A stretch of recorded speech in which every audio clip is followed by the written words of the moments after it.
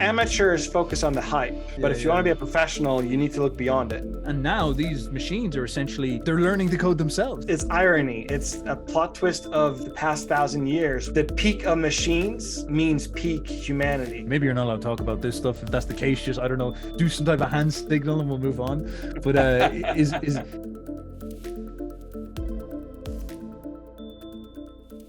ladies and gentlemen, welcome.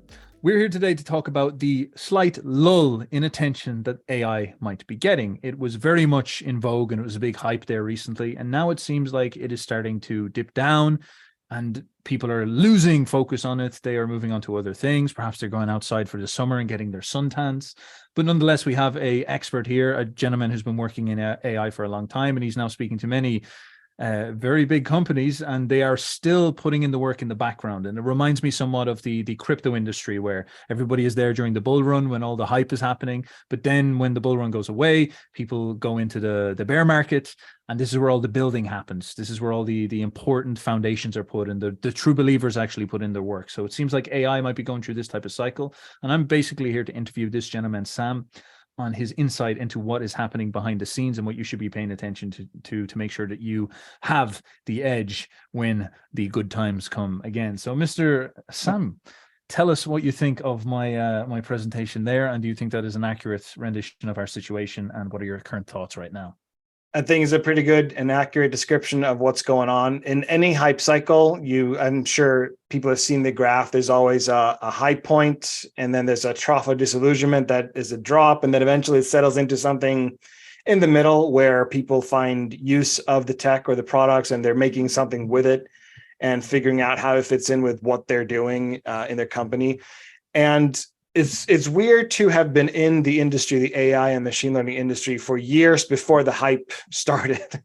Like, as ChatGPT set it off in November of last year, and then it's been, 8-9 months now of just relentless hype and relentless new things, new discoveries, new products, and companies are announcing new tools daily, weekly. But what most people don't or forget probably is that it's been going on for years. And so to me, it's been great to see the hype, and it's been good to see the attention, and it's interesting to see a new market essentially being born. Because even though I've been working with it for years, it wasn't a big thing for a lot of companies for years. It was kind of like if you were on the very edge of tech and AI and machine learning, you were incorporating these tools and tech into what you were doing. But most companies just didn't pay attention. So it's good that now people are paying attention, and they have been paying attention for the past 8-9 months. And it's also good that we're kind of getting into a lull now, because that gives us room to actually be realistic and more realistic about what's possible. And also, it's easier to integrate AI and machine learning when you're not having to explain and bring people down to earth every time. Because in the conversations I have, you have companies who are like, they expect basically AGI to be possible next week, and they think their whole business is either going to transform or be destroyed within days or weeks.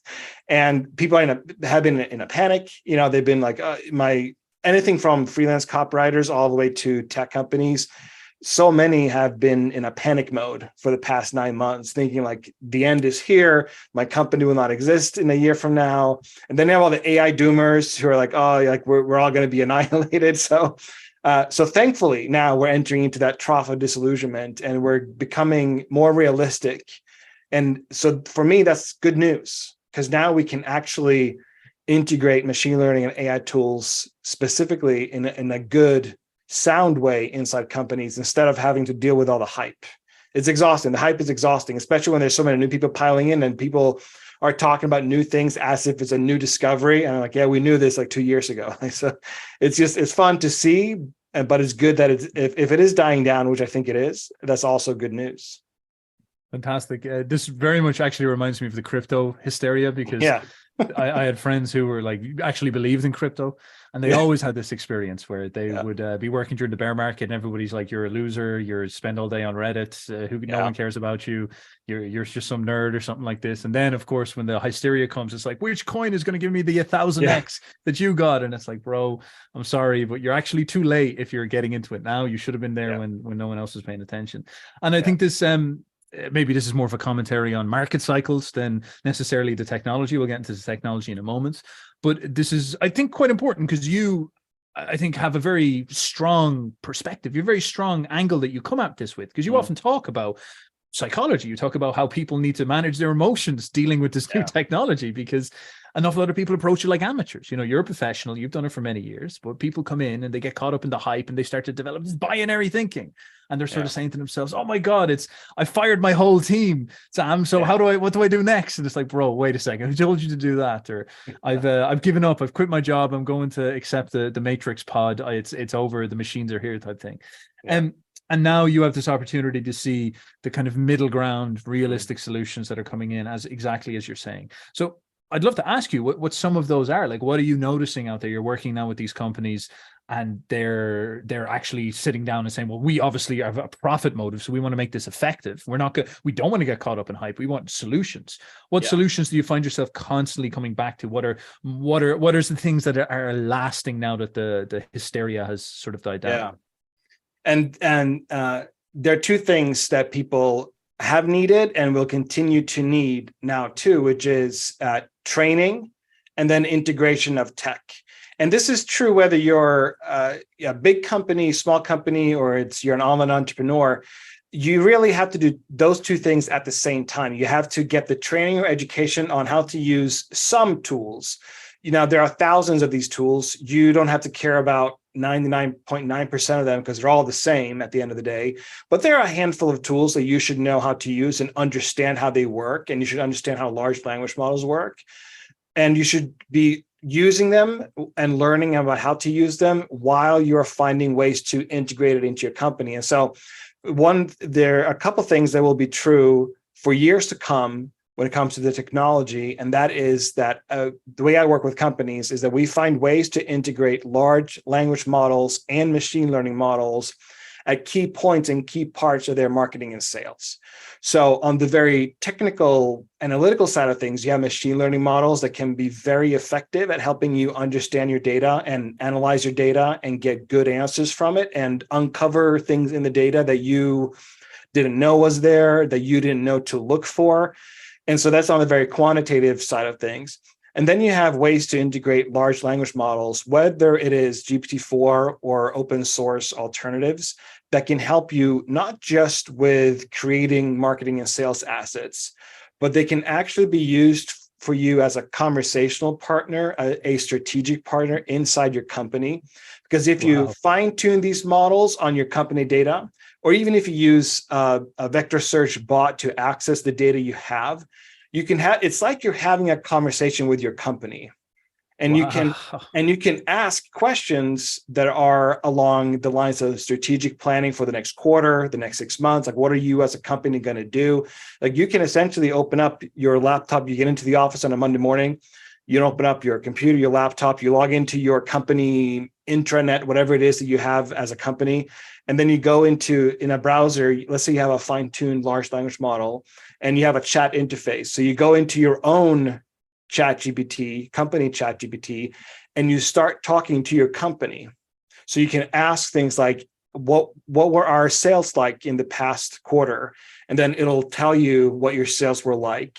And then you can say, where are we seeing the greatest growth in our sales? And then it'll tell you, like the little chat will tell you where you're seeing the greatest growth.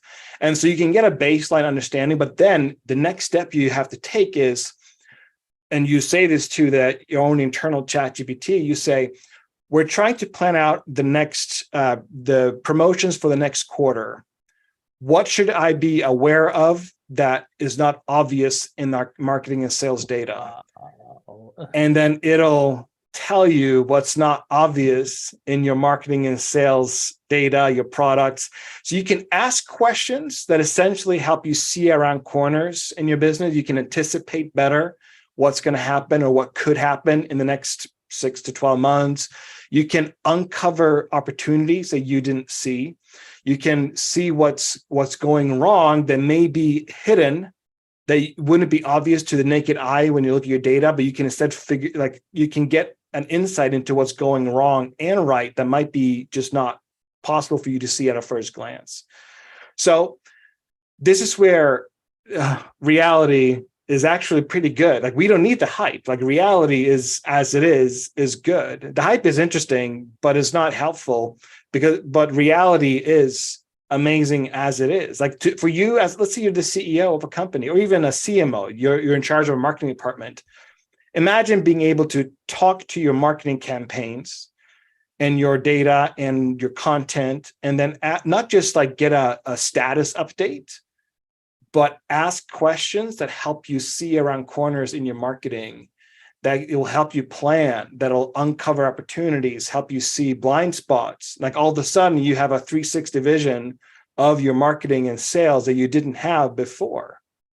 Like that's reality, and reality is pretty cool. Like we don't need the hype. That's actually so fascinating. It's bizarre to even think about that you can create a sort of avatar of your company and speak to it. And I guess the way I'm conceptualizing this in my head based on what you're saying is a big trend a while ago was big data, a big data analyst. I remember that was a big thing for a while. And the reason why that was such a big deal is because obviously like data analytics are very, very powerful. And if you could get a specialist who's able to actually comprehend what the information means, that's a very, very powerful thing. Like this is in some sense how science works. We gather loads of observations and then we conceptualize what their reality is. And perhaps our strength as humans is not actually being able to do that. Like that's our weakness. Sorry. We're really, really bad at taking in a very large set of variables and comprehensively putting them together. That's not necessarily our strength. Our strength might be much different in sort of like, instinctive decision-making or really true creativity. It seems like we do actually have that. And you often say this, you say, AI is going to show us what it means to be human, and it's going to take away from us things that we think we're good at, which machines are better at. And one thing that machines are amazing at, it's kind of frightening, is the giant conception of data, like just huge banks of data that our brains could not possibly comprehend. It seems like the machines are able to just gather all of that stuff and somehow in this really surreal way figure out patterns that there's no way in a million years we would have been able to guess. I remember you told me a story about they invented a new pharmaceutical drug by feeding in information about biochemistry into the machines, and the machines just sort of conceptualized a new possible drug, and then they checked it out and it was like, God damn, that could actually work. So that's one of its strengths, is dealing with big data. And you're essentially saying that the intelligent companies now are beginning to realize that they can get a data analyst who is the ultimate data analyst and build a GPT character to do this. Am I conceptualizing this right? Yeah, that's pretty much it. And the key distinction here being that, like you said, it can consume and understand, not in a human way, but in a machine way, understand the data, and it can make connections, but you have to prompt it for the connections, right? So it's not all of a sudden going to deliver a report to you on its own about like an analysis of, let's say, your marketing and sales. Eventually it'll be able to do that, but not yet. And it's going to take a little bit to get to that point. So you as the CMO or CEO or entrepreneur in your company, it'll help you keep tabs of what's going on without you having to understand every single minute detail. And so you can focus on the bigger picture, like what should we do in the next quarter? Like you as, let's say you're a CMO and you're talking to your team and you have an idea of where things are at and how it's going. Your team has an idea. Everyone is looking at the data. And so you're in a collaborative environment. And that's also where you then introduce your marketing GPT, your own internal marketing bot, so that you can check your assumptions. You have a hunch and you can check it and talk to your marketing GPT to see if you're right, if you're onto something. And then as you're having the conversation with that GPT, you will uncover new ideas and you'll have assumptions challenged, and you'll see, oh, I thought it was ABC, but it's LMNOP. Like we thought our email campaigns last month converted because of the framing, the offer, and so on. But it turns out that it converted because we were topically hit the market at the right time. And so the offer wasn't the key thing, but the topic and the timing mattered more than anything. And then you can talk to your marketing GPT and go, we're trying to plan out our next 6 months promotions based on market trends in the past that your marketing GPT has been trained on. And decide the prompt you're having with your marketing GPT based on all the past data that you have consumed and crunched and understood. and looking at what our competitors are doing and understanding general market trends for our category of products that we sell, give me 6 ideas for promotions that line up with what the next 6 months could be like, and give me a reason why you're suggesting these promotions, and then an outline of what they would be like. And out of those 6, probably 2 of them will be like, they're great, they're perfect. You can now put them into production with the rest of your marketing team. And this is like, getting a marketing GPT is, it's simple. It's not easy just yet, but it's simple enough that you can do it. And you don't need to be a huge company. You can be an all-in entrepreneur and put this together. You just got to have the data and have a large language model that you fine tune it on, and you're off to the races. So I think the best way I'm trying to explain it to people, or that I finding that I'm explaining it to people, most of it is, it's like you're talking to your company. Right? Like, and imagine you could talk as if your company was a person. You can talk to your company as if it is a person that's super smart, very fast, and knows everything. If you had a person like that, how would you talk to him or her? Just talk to your ChatGPT internally like that. Yeah. It's very fascinating. It reminds me of, the king in the courtroom in the castle, and he would have the magician, and he would speak to the magician or the astrologer or something like this, and he'd tell him stuff. And in a weird way, magic is coming back, because we're all sitting around here now in our companies, and we're going to maybe create an avatar that is just a collective, the collective intelligence of all the things that we might call our company, all the data, all the assets, all the intelligence, and also obviously its ability to connect. And you can sit down, you can speak to it, and it's about learning how to talk to this thing, how to communicate with this avatar, and ask this. And this again highlights something that you've been stressing so much, which is so interesting. It's not something I've heard people say before, but you would say that, again, these machines are going to teach us what we are. They're going to reflect back at us, but in a sort of crushing humility. They're going to show us we're terrible at things like big data, perhaps, but they're also going to show us that we, in some sense, are the leaders. Like, we're the people who need to ask the good questions. And the avatar, the big data, ChatGPT, it just sits there and it knows all this stuff, but it's impotent. It can't do anything. But if you ask it the right question, if you're able to steer it properly, get it to focus on certain things, you can get incredible things out of it. It can be a great teammate. It can be a great advisor. And so you're building these. What's going to happen is that you're going to find companies and entrepreneurs and anyone who's involved in business at all, you're going to need to become the tastemaker of your market. Because when everyone has a GPT internally and they have these tools, which are like, anyone can have them. There's no barrier to these tools. Anyone can have them. But that means that you have to take the role of the tastemaker more seriously, because you need to become the entrepreneur or company that sets the talking points, that sets the tone, that gives people a vision and a view and a perspective of your product, your market, and where things are going. So you got to become the tastemaker and set the tone and set the pace. And that is fundamentally, that's going to become one of the most important skill sets, is exactly that. Just, you give the perspective, you come with the judgment, and you decide what goes in, what goes out, and you can become a true influencer in the market space, not an Instagram influencer who posts photos of their ass, right? Who cares? I mean, some people care, but you're not going to become my job, Sam. You're not going to become that kind of an influencer. That's a fake influencer. You're going to become a real influencer, like a captain of industry, where you set the standard as to what's going on with products and with services and where the industry is going. So, because the playing field is more leveled now than it ever has been. So you got to take that on. Now, I guess this is the juicy question that comes from this. So in some sense, it's showing us the evolution of the character of the leader is, again, the decision maker, and actually cultivating those skills that make you a decision maker is going to be very, very important. Now, I guess this leads me to a very interesting question. Are these companies trying to build personalized strategic partners? Like, are they using these technologies to try create for themselves cutting edge AI? And is there this sort of nuclear arms race going on where like maybe big companies are trying to create the best AI. Maybe you're not allowed to talk about this stuff. If that's the case, just, I don't know, do some type of hand signal and we'll move on. But is this the kind of race where like people are sort of saying, I want the best AI. I want the one that has the most access to all the information. I want the one that's fastest. Or is there like a certain coding pattern that people need to use? Or is the generalized one that comes out of OpenAI just good? Like, is that just basically how everything's going to work? Like what's going on there? Is there a neural network mutually assured destruction situation happening?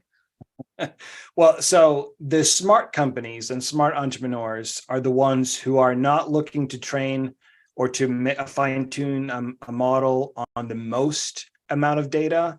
Is those who are picky and choosy about the data sets that they do use to fine tune and train large language models on, or AI on. Because what we're realizing, especially with the open source community doing a lot of the work on this, is that everyone is realizing that the advantage is not so much in the amount of data that you have, because you can, if you have a GPT that's trained on all the data, which ChatGPT is a very good general model. But that means that there's no real advantage to it because it's not specialized enough that it can be detailed enough. Oh, interesting. So what the smart companies are realizing is, well, we don't need to make our own big, huge ChatGPT. We just need a very specialized set of them. Maybe we have 3 or 4 specialized, fine-tuned large language models, which is what everyone's calling AI. Because what you'll get out of a specialized model is better than what you get out of a general model. So the race is not so much toward let's consume all the data in the world. It's more so what data do we fine tune it on so that we can get the outcomes that we're looking for. So you have to become more selective in the data that you feed it. Wow. So that you can get better outputs. Does that make sense? 100%. That's actually a very fascinating reframe, because it does, like, I obviously use this in for example, my videos and the art that we would make. And we would sometimes find that, like, in the very open ones, if you use Midjourney, it's very hard. Specificity is the bane, it seems, of AI. It's very, very, the more specific you want a picture, the harder it is to get it correctly. But when we train on, we take maybe the model out of a Stable Diffusion and you train it on a specific character or specific scene. As you keep on making things with that, the specificity actually dramatically increases, which is very interesting. So it gets better. And so it won't be this thing where there'll be this like little god living inside these companies, but these companies will intelligently identify 5 key tasks, and they'll take the neural network and then they'll train these neural networks on each of these tasks and have a very, very specific data set. And so it's the same principle of like clean data means clean output, so if you have really, really good data, that means the function is like garbage in, garbage out principle. And so these guys will actually sit down and say, all right, we only need this library of things that this is trained on, and this is going to help us make this more accurate. And then there'll be always talks about what is the right information to introduce here. That's very, very interesting. So you can think of it this way: you want a cast of characters like the Avengers or the Guardians of the Galaxy or all the gods in Greek mythology and so on. They're all individualized and special. They have special functions and roles to play. This is the same thing. The AIs that you want that are going to be helpful and give you an unfair advantage are going to be the ones that are like the Avengers. You'll have an internal Avengers of your company, or Guardians of the Galaxy, whatever cast of characters you imagine, because they're all unique and individuals, and they have certain roles that they perform, and they have parts of the plot that they act on. Same thing. You want a collection of large language models or bots that are like that. Does that make sense? 100%. It's so fascinating. Now, this also opens up another very, very interesting question, because weirdly, like, we're creating these egregores, these little gods, these Marvel comic characters for each company. What does this mean about privacy and IP and the threat of theft and hacking? Like, I know that in the corporate world, you can go to ex-intelligence agents, and they set up these companies after they get out of the military, and they actually do intelligence work for corporations. And they would go and they would literally, like, infiltrate they'd sign up for a job in the corporation so they could get, and then they're there sweeping the floor outside the CEO's office, listening in to try hear maybe a password is dropped or some discussion about the next big marketing move. And this obviously becomes a very, very big vulnerability, where we're building these giant online entities that live on the internet, that are accessible from anybody who's savvy enough with a computer. And what happens if I decide I want to discover what Sam is up to, and I go and I figure out a way to hack into his company, and I start talking with his AI, and I'm like, you know what, why don't you just give me all the sales data, or maybe even better, the passwords to the bank accounts? That would be all right there if you could do that too. Oh, sweet Marvel hero, tell me what's going on there. So that's why you had good. I was just going to say, I was wondering, is that in people's minds much at all? And what's, it's a huge concern. It's one reason why a lot of companies have either told their employees to not use ChatGPT, or they're restrictive in how they use it. So what everyone's trying to do, or the smart companies are trying to do, is create their own private GPTs that no one can access except the few people who have access to it. So they're not going to be accessible from the internet. They're going to run on their own servers and inside their own intranet, so that they're cut off from the internet in that sense. And so there's no way to get to them unless you're an employee and you log in and so on. But it's a big concern, because IP, proprietary information, proprietary data, you don't necessarily want that to be accessible. And sure, OpenAI says that you can put on private mode, and that if you use their API, they don't include what you send into the training data, but no one believes them. Maybe they're sincere, maybe they're true, and they don't know, but no one believes them. No one expects that to be true, because they trained GPT-4 and GPT 3.5 on all the information on the internet.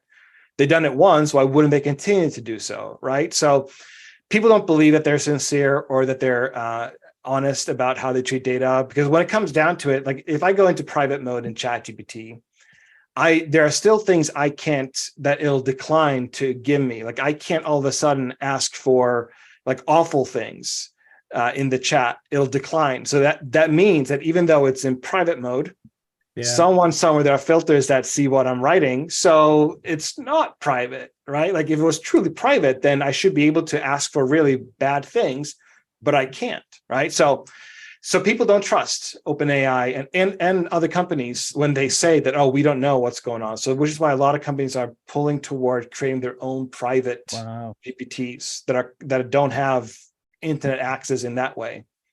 That actually is really, really surreally like the old alchemists in a cult world, where inside all these companies there'll be this little magic box with a genie in the bottle type thing, and that will contain all the secrets of the castle. And that if you talk to that, it will tell you things that will give you the future, and you can do all sorts of things. And maybe if some other magician sneaks in and he can talk to that server, your castle is going to get fucking sieged if you're not careful. So that's very it's like your own oracle that you can talk to and ask, but it'll be locked up in a cage somewhere. Wow, and only people with the key will be able to access it.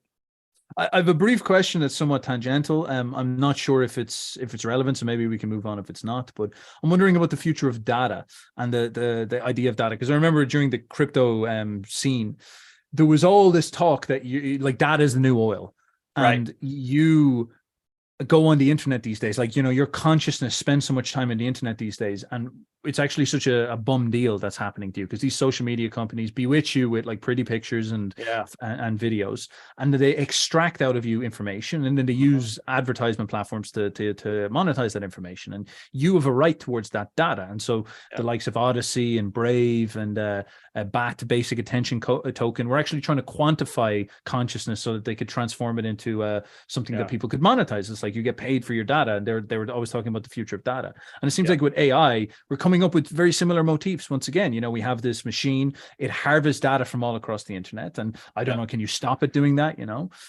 But it seems like there's a problem with OpenAI harvesting all that data. Is that trustworthy? These type of things. Is there going to, you think, form an industry perhaps of paid data where it's very valuable? For example, say I as an artist want to create Salvador Dali's style paintings. Maybe the Dali Foundation will create a archive that I can buy if I want. I want to if I want to get the data set, and then I can create in his style, but I have to get. It's like copyright in a weird way, Yeah. but it's just a more weird, advanced version of it. I've quite speculative, but what do you think about that? And do you see any things like this forming? Like, would companies have company assets, which would be these large data sets of sales information or marketing information? I think would be very powerful. And say if a company goes bankrupt, or if a company wants to sell a certain asset, do you see that turning into a viable thing where they might exchange these in the open market? Yeah, it's already happening and has been happening for a while, but I think it'll become more important and more useful. And I hope to some degree, and I'm not sure what it'll look like, but I hope there is or will be a better way for data ownership for yourself, right? So like, even though I'm a marketer and I've been using paid advertising for years and using all this data, I only use it with my clients to sell stuff, but there are nefarious actors who takes that data and does bad things with it, right? So there should be some sense of data ownership where companies only get access to my data if I allow them to, or they, pay me for it, or I agreed to it in exchange for something else. Now, obviously that's happening now with Facebook and all those other platforms. You check the terms and conditions box and no one reads it. But what it does is that you give them permission to mine your data. And most people don't understand that, or they do, and they don't think anything bad will happen. But bad things will continue to happen, and it'll get worse because people have been lazy about their data. So in general, I hope some kind of data ownership happens. I'm not sure if it will, but I hope. Because I'd like to remove my data from the internet if I could. I would, in a heartbeat. Instantly. If there's an option for me to remove it, I would instantly. Yeah. But there isn't. But for companies, it's going to be what you're describing is already happening, and it's going to become more important. Because I have companies or people I consult with and advise on AI, on acquiring AI companies.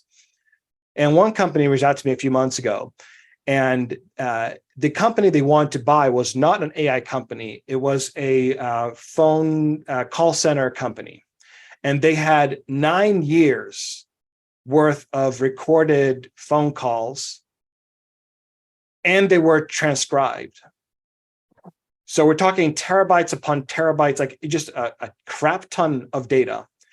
So they looked at that company and they thought, like, we don't care about the call center as a thing. And they thought, why don't we just buy that company for the data? The battery on the camera ran out or something. Yeah, that's probably it. It probably has to get a good charge. Oh, back to the Stone Age, guys. Apologies. Back to the Stone Age. See yeah.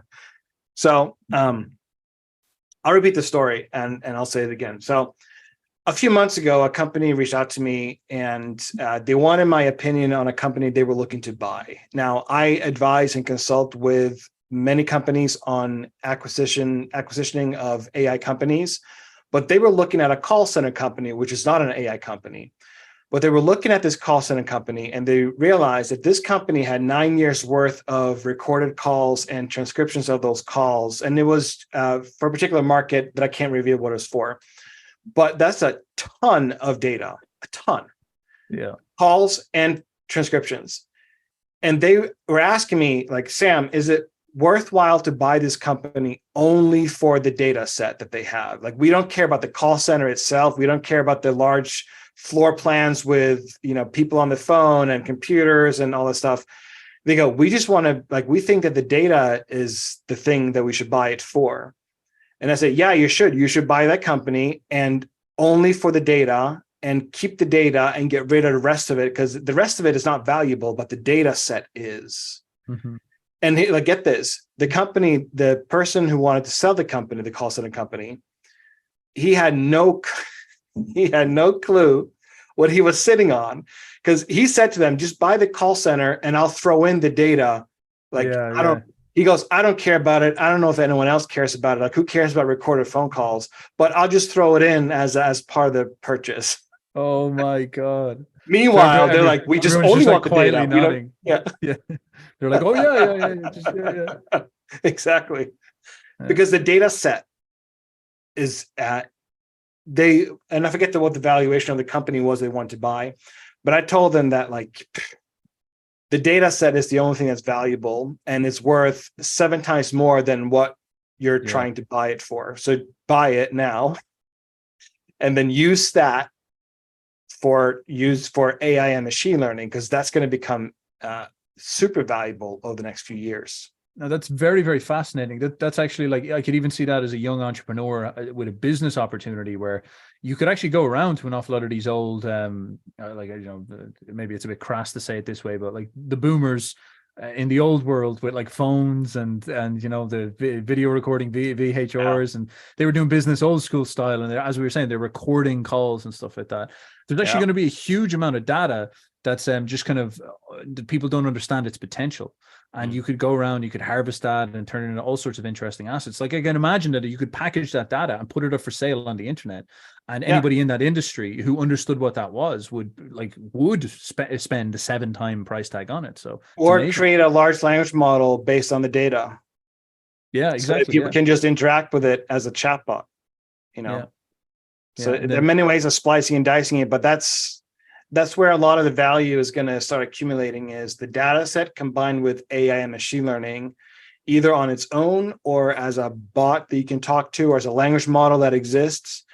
That's where a lot of the value is going to start accumulating. And so it's going to become more and more important for your data to be clean and usable. And will there be any industry for, say, a creative programmer who would make those personalized chatbots? And so he sits down and he gets that data and he builds a chatbot that interacts with that data, and then he tries to sell that chatbot in the open market. I'd imagine there'd be a little bit of suspicion there, but that could be a very viable path for the future for people who want to start. And for marketers, like, you should have an avatar GPT that's trained on a particular market segment that you're selling to, because whoever's buying your stuff, they're buying your competitor's stuff too.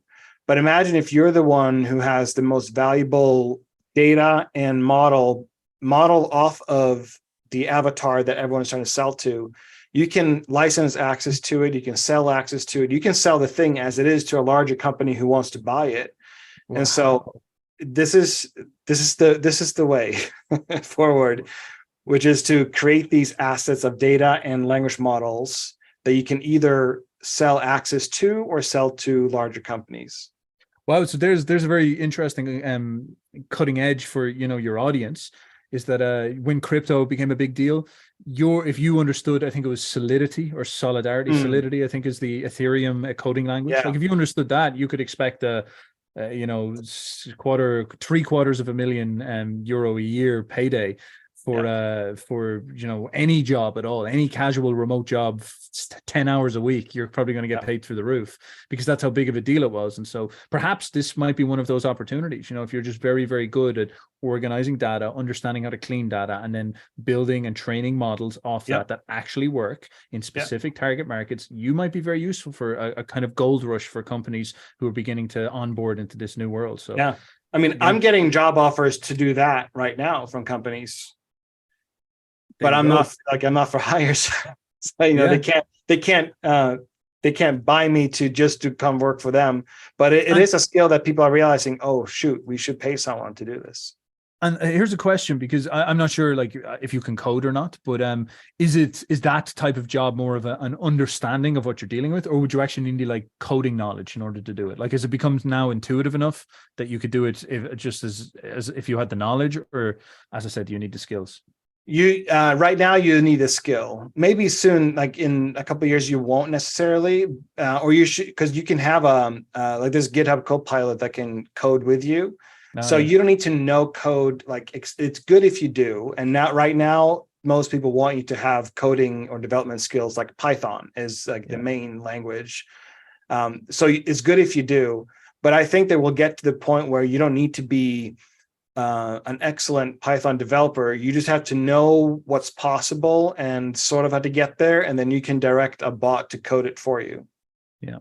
Fascinating. Oh my God. Well, there's again, like this is the value, like, listening to somebody like yourself was this very grounded and realistic understanding. And if you don't hear people talk about this on No, Twitter no. when they're like, here's how ChatGPT can feed your cat or something like Yeah. this. It's like, no, this Yeah. is really it. Well, So that's amateurs focus on the hype.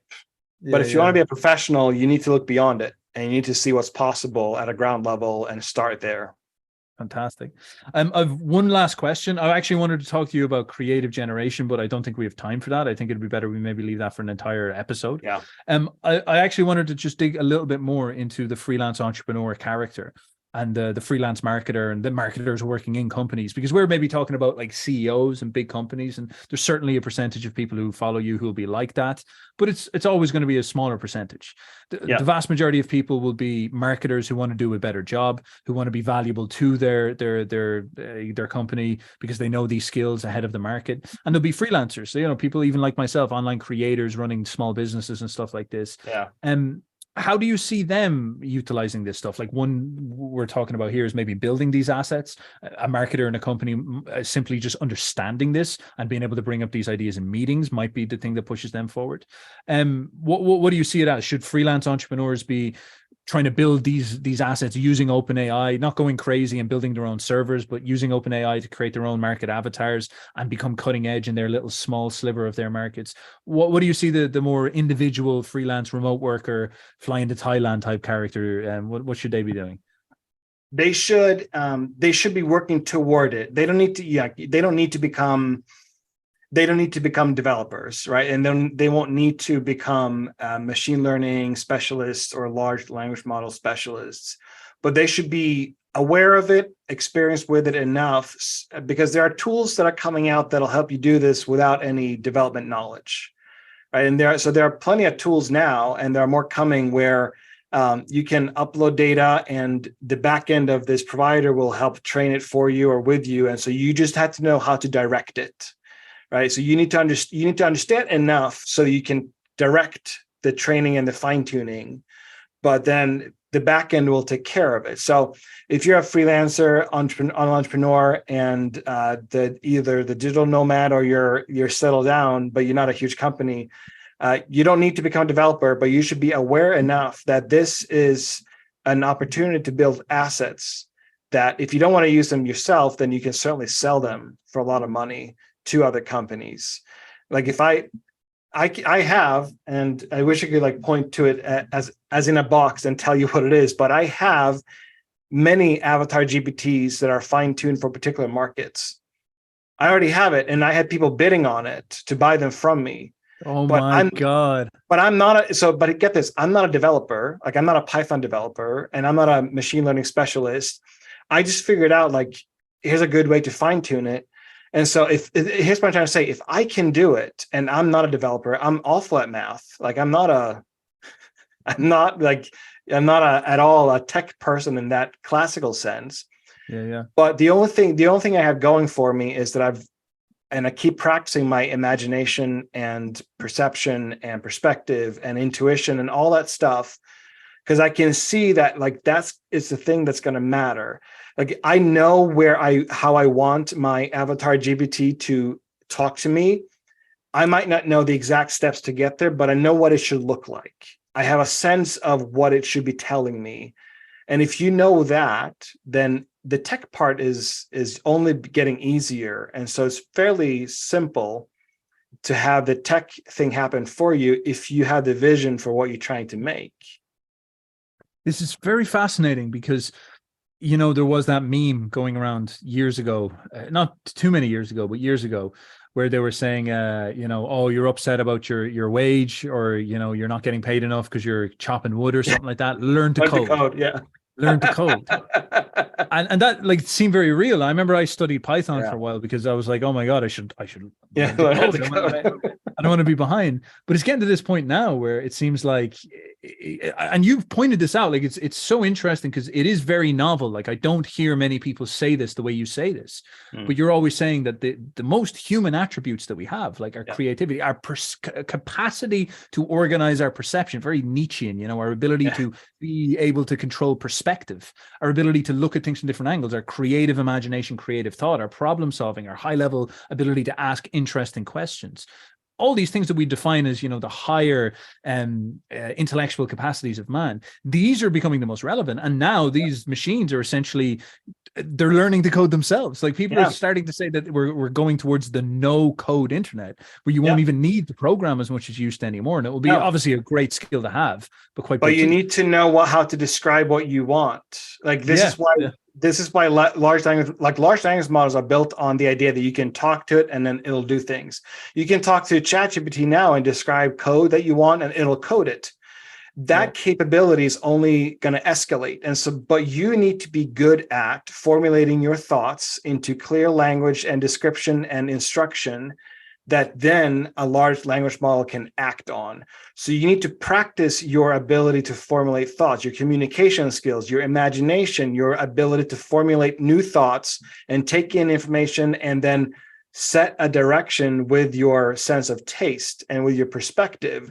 Like, so it's irony. It's a plot twist of the past 1,000 years, where now we're at the point where the peak of machines, it means peak humanity, because we're going to become more human in how we act and behave and think, so that we can get the most out of the machine. You know, and there's so many interesting things that come from that. Like, first of all, is the whole principle of coding is actually the coding languages that we must learn are languages that the machines can understand. So the only reason you use Python and various coding languages like that is because that's what the computer can actually understand. And so in order for you to tell the computer what to do, you need to use that language. You need to learn its language. Now, weirdly, many of these programming languages that we use, I think Python's one of these, is actually a second order one. And what the computer does is it processes Python into a simpler language that it actually understands. And what's fascinating is it seems like we've just gone to a third order now, where we finally got to the point where these AI, we can now just talk to it. And the computer now understands what we're saying. The AI gets what we're trying to talk about. And so weirdly, like it's finally graduated to the level where we're on the same page. And all of a sudden now, our language, our capacity, our human communication it's weirdly just switching back to being the most powerful skill. Because again, it brings me back to that learn to code idea. Because I remember they were giving a lot of people on the Twitter were giving out the journalists, because they're saying that like writing is dead. People don't use language, and that language is the old form of language. And now we're in the new language, which is code. Code is the new writing, and it's like, oh crap, now writing's back again. Another thing that pops up. Go on, sorry. So finally, people who got an English degree major are going to have use of their degree. Like, you know, all of us, finally, all the literature, all the books they read and all the papers they wrote, finally, it'll be useful. I'm saved. It actually reminds me of, there was this funny thing you read about literate arts. Like old school humanities, not the kind of what humanities is now, but 400 years ago. The idea of the humanities and liberal arts was that it was actually quite an aristocratic thing. And there's this funny attitude in it where they were the aristocratic thing to do was never to labor. It was always to go for the most abstract thing. So writing, speaking, thinking, philosophy, the decision making, these things are worthy of an aristocrat because they involve the higher conceptions and they're the declarations you make. Whereas, for example, playing the violin or drumming or painting are actually a little bit lower because they involve the use of the hands, not the use of the mind. I know they involve the use of the mind, but it's something that you have to labor at, And so they had this little bit of a scorn with it. And it's weird looking at the way that these AIs are pushing us. They actually are pushing us more towards the declarative, high-minded, abstract thinking, which is fascinating. To a degree, but here's where you'll have an unfair advantage. True knowledge is embodied knowledge. And so the more practical you act, the more you use your hands, and the more real world tactile experience you have and do things, the better you will understand mentally. Like this is also proven in scientific literature, that knowledge that gets expressed in body and embodied and tactile usage is superior knowledge. And so when everyone can be declarative, the people who win are those who can be declarative and embodied in what they know and how they act and move in the world. Because I can read all about philosophy, but if I don't practice it in how I move my body and interact with other people and the choices I make in my life, who cares? Like the theory is only good for so long and for so far.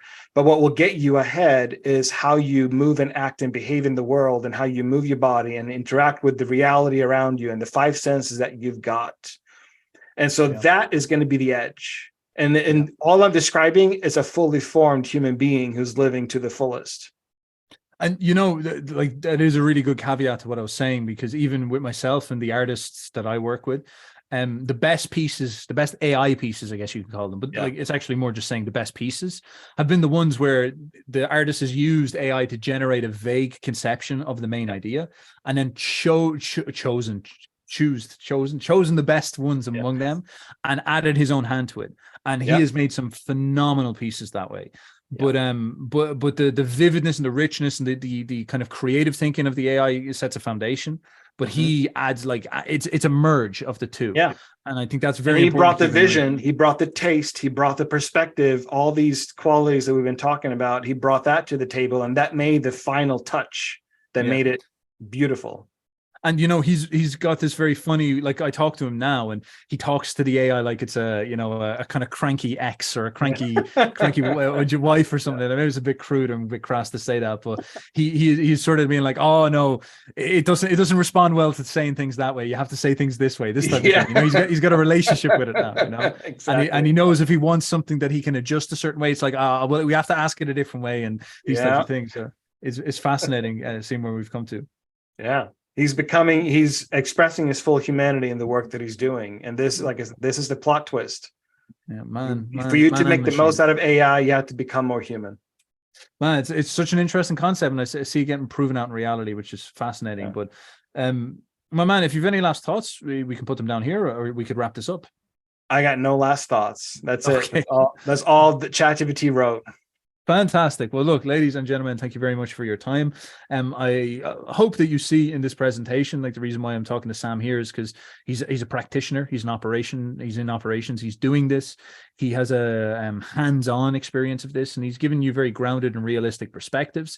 Many of these are very actionable. Like, these aren't jokes. I remember when the internet was first kicking off, the guys who went out to local businesses and built websites for them made a killing. And AI is going to come at this point. Crypto is another great example. AI is going to come to some point where the people who understand how to make it practical and actually help people do this is really going to help. And so I think this podcast is a brilliant way for you to get just a clear-headed understanding of what you should actually be doing. I've implemented many of these things, and my channel is absolutely flying at the moment. I've got a couple of other friends who are building channels who have implemented AI, and they've just gone through the roof, because there's even simple things like thumbnails just lead to higher click-through rates, just lead to a cascade of success. So this is why we are here. This is what we want to do. If you want to get more in-depth knowledge, I recommend you check out this gentleman's email list, the newsletter. It's called bionicmarketing.io if you want to go and check it out on the internet, and there'll be links down in the description, links all over the place. So yes, please pop in there, check that stuff out. You'll get stuff delivered to your inbox weekly. And of course, subscribe, follow the channel, keep a tab on all of this stuff. This is where the juice will be coming, as I said, from a practitioner, not a hype man, not somebody out there trying to tell you, it's over, give up, sell your parents, it's done now. Instead, this is real, down-to-earth, practical stuff. So anyway, thank you very much for your time, people. Stay well. And Samuel, thank you as well. Thank you, sir.